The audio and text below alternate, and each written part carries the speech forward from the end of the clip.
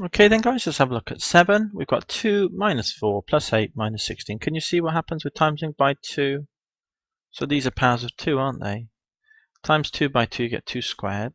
This would be 2 times by another 2 you get 2 cubed. And then another 2, this would be 2 to the 4. So here you've got 2.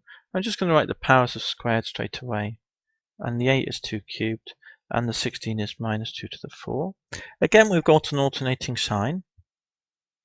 So we need to introduce powers of minus 1. So this would be minus 1 to the 1, wouldn't it? Times 2 to the 1.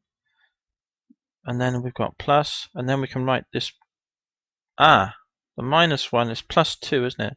This would be 0. So let me just change that because it's one lot of 2. This would be minus 1 to the 1, which would give us our minus 1, times 2 squared. Then you've got minus 1 squared would give you plus times 2 cubed. And then minus 1 cubed would give you another minus, yeah? It's the same thing we do all the time. It's the standard thing to do. Introduce increasing powers of minus 1.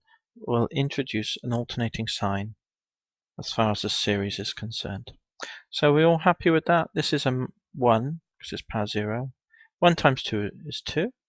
Minus 1 to the 1 is just minus 1. There's the minus, 2 squared. Minus 1 squared is a plus, and that's 2 cubed, that's fine. Minus 1 cubed is 3 minuses, which ends up being a minus. And this is 2 to the 4, so everything's fine. So now let's look for our counting digits. See here, 1, 2, 3, and 4.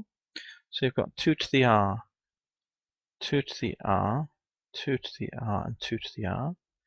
This was when we had 4, 3, the value for r being 2, and the value for r being 1. So that's fine. Now how can we write the minus 1 powers then? Well, it'd be minus 1. Now, if r is 1 and we want a 0, I need to take 1 off r. It's 1 less, isn't it? See it? And this would be minus 1. 1 less than 2 would be r minus 1. Yeah? So we've got that. And then we've got so you can see what's happening. It's going to be the same every time. I hope you can see that, because it's just a matter of practice with the alternating signs. And you need to tweak the series accordingly. So it's the series sum then. Sigma notation is the sum from 1. It's an infinite sum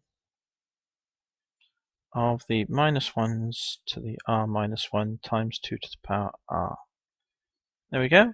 Again, you could use properties of indices to tidy this up still further, but I think that's okay for now. For sigma notation for question 7. Good.